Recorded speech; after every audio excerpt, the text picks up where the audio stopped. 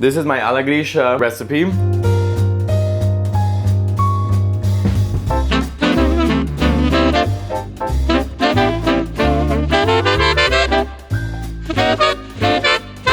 Welcome back. It's been a minute since we've done a cooking show. A lot has happened since then. I took a month and a half off. I needed a break. I'm like Cher. I've just been touring nonstop. So I went to Italy and I have some fun stories about Italy. Chris, we went to Italy together. And I also got married. So my wife, she's not home right now. She'll be back soon.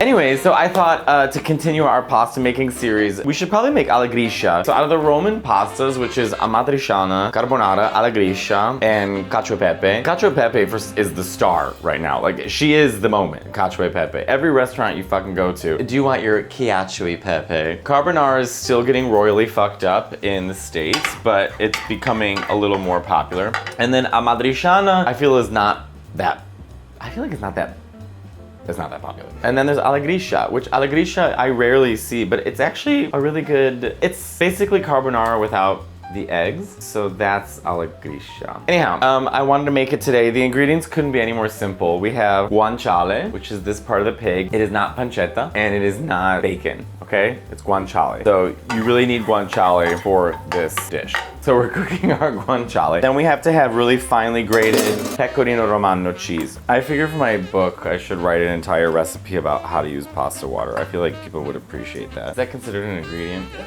You think so? Okay, so this is not for cheese, but now everyone's using it for cheese because it creates such a finely chopped cheese. This is very similar to cacio e pepe, where it's like, you gotta get the consistency right, otherwise you're gonna fuck it up. Try and get it as light and fluffy as possible. The guanciale's in. I started pre-cooking the guanciale already. People always ask me the measurements of my ingredients, and I don't really have a specific answer. I'm gonna have to actually go and measure one day, because everything I do is sort of by my eye, if that makes any sense. Okay, this seems like enough.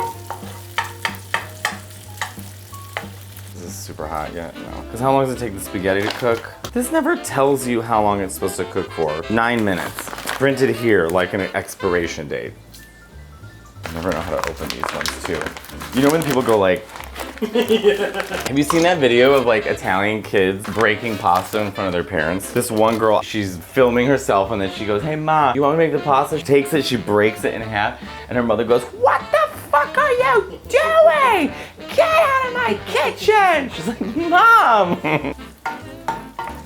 So I got married. Chris came to my wedding. It was great. We got married at City Hall, and getting married at City Hall has its charm. Like any New York wedding is gonna be New York-y, but it does feel a little bit like you're getting married at Six Flags or like an H&R Block. You know, it kind of ruins the romance when you're walking in like, I'm in love, and then you're just going through a metal detector. And there's every kind of bride on the face of the girl. The woman who married us, she's been working all day, so we were probably her 15th marriage. At the end when she was like, you may now kiss the husbands. We kissed each other, she goes, have a nice day. And she just walked out. But we had a really good time. Afterwards, it was so funny because we went to this Italian restaurant called Pepe Rosso. If you're in New York, you should go. They're great. We had no reservation, nothing. We had an hour and a half to kill. And we go, hi, like, do you have room for 21 people? Yes, of course, come on in. They 21 of us sitting there at the table, bringing us food, pasta, champagne. And by the end of it, we're like, are you family? Like, it was great. Just planning even a City Hall wedding is so stressful. How people do like a normal wedding, I don't understand it. Like, I went to a friend's wedding last summer that was like, I mean, in Italy, it must have been like $1 million wedding. And they were just so calm and collected the whole time. And I was like, how? Like, I'm stressing out on everything right now. But I think it worked out. So yes, now I'm about to go on like a huge tour. So I had my month and a half off and now I'm going on a tour. And I'm going to Australia and I'm really excited to go. And I want to try Vegemite. Is that what it's called?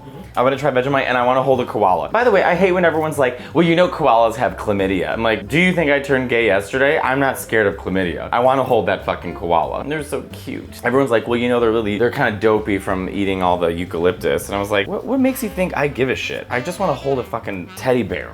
Fucking assholes. But I don't know, how do you do that? You just go to Australia and you're like, where are the koalas? And I'd like to avoid giant spiders. Okay, so pasta for one, right? Is this possible? Is this too much? This is too much for one. I'll put some back. So we went to this one restaurant and we were in a tiny town, a tiny island called Lipari, my friend Giovanni and I. And we go to this, like one of the only restaurants really available. So we go, it's called Trattoria Siciliana. And there was one table open. It was packed, one table open for 2 people. So me and Giovanni walk up, we're like, hi, can we sit there? There's only 2 of us. And she goes, okay. She walks up, she sees on the seat that a cat is sleeping and she goes, no. We're like, what? She goes, Rocco, he is sleeping. So we left. Sicily is wild. Like, we went to Cefalu and we went to this one restaurant. We were sitting next to an Australian family. So me and Giovanni are speaking Italian the whole time. And then I started speaking English when I was getting pissed off because we literally waited 2 hours for our fucking food. And when the food finally came to us, it was trash. I ordered pasta ragu and it was like so salty. It was so awful. I was like, I just waited 2 hours for this bullshit. So then I started speaking English and this Australian family was like living for it. I was like, have you guys gotten your food yet? Because we're waiting for 2 hours. When are you gonna eat? And they're like, oh my God, we didn't know you were, we thought you were Italian. And I was like, when I told her and sent it back, like, what did you say? I was like, I said that the pasta tasted like shit and that they have to bring me new pasta that's not over salted. And they're like, oh my God, we wanna know the drama. So then she came back and she gave me the pasta again and it was overcooked and the sauce was watery. And I said to her in Italian, I go, look, I know this isn't your fault, but I'm in Sicily. I came here to have really good pasta and I'm with Italians and this is a tourist trap. I could have gotten this in Hell's Kitchen. And she was like, I know, I'm sorry, you're right, blah, blah, blah. But turns out what happened was, I have to put 9 minutes on, hold on. What happened was, is they had an Italian actor was there who was so famous, like this comedian. So they spent all their attention on him. So the rest of the restaurant got hideously ignored. But then my friend Giovanni is like, no, it can't be him. Is it him? And so he like walks up to me, he's like, I am also from Naples. I love you. And I was like, don't be on their side. We're mad at this restaurant. But we went to Messina, saw family friends, went to the beach. I went to the beach with my family friend's kid, Julia, who I've known forever. She's old for 10 years, but she's 10. And we went on this like little paddle boat in the middle of the sea. And you're just like looking for jellyfish and swimming in the Mediterranean. I was like, this is the fun part. Like this, I love more than anything. I love this. I was super happy with that. Since this is good pasta, it's gonna take a minute to cook. I know when the guanciale's done is because you don't want it too crispy, like you don't want it burnt, but you don't want it transparent. So like if you look at it now, it has a nice, good golden color to it. I haven't had guanciale since Italy. Fuck. I'm gonna wait for our pasta to be done. I want everyone to know that I'm writing a cookbook right now. Who knows when the hell that's gonna come out. But I am writing a cookbook, so. My friend Diletta, she is a beautiful person. She's on Rai radio and TV in Italy and she's great. She was so nice because my husband was flying into Italy. She was nice enough to drive us so I didn't have to take a taxi to the airport. The airport at Fiumicino is by the sea. So she goes, if you want, we can go to this restaurant that's right by the sea. I said, sure. And then she goes, we're gonna go to this one restaurant. I looked at the menu, I said, well, just let them know like I'm allergic to some seafood. Like I can't have like a lot of seafood. Can they make like a really simple pasta with red sauce or like a steak or something? And they're like, yeah, they said it's fine. So we go there. It's just us 2 in the restaurant. The waiter, this old guy, comes up to us and he's like, you know, what do you want to eat or whatever? She's like, I'll have the pasta, fish, whatever. And I said, I can't have any seafood. Can you do pasta simple? He goes, well, I already bought a steak. I go, what? He was like, I bought a steak because I was told that you can't have any seafood, so we have a steak. And I was like, okay, I guess I'll have a steak. He leaves. For 20 seconds, I go, you know what? No, I just want pasta with red sauce. They have to be able to make it. So he comes back in like 30 seconds later and I said, you know what? I don't want a steak. I'll just get the pasta with red sauce. He goes, I'm already cutting the steak. So you're getting steak. And he leaves and I can see Diletta sitting there, like this is so Italian woman, the rage building inside of her as she's sitting there. And she said in Italian, which is how you say, I'll be back. She goes, arrivo.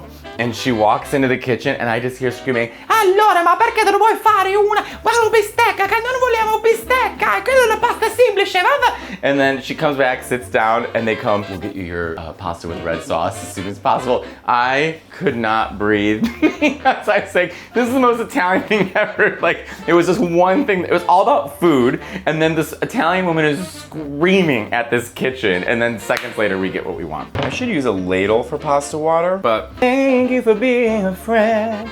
Oh, yeah. All right, let me get all the starchy pasta water. Pasta cotture, dura. Boh. That's my favorite Italian word. Boh in Italian means I don't know. I mean, non lo so means I don't know, but they all say boh.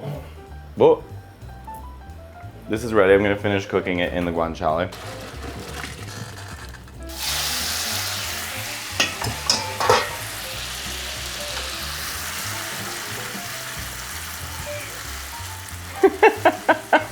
It happens every time.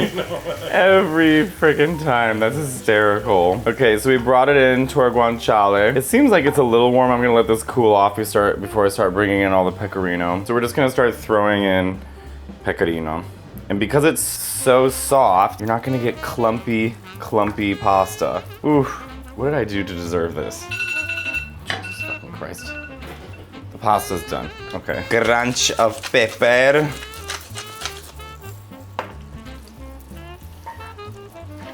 And a little bit of pasta water.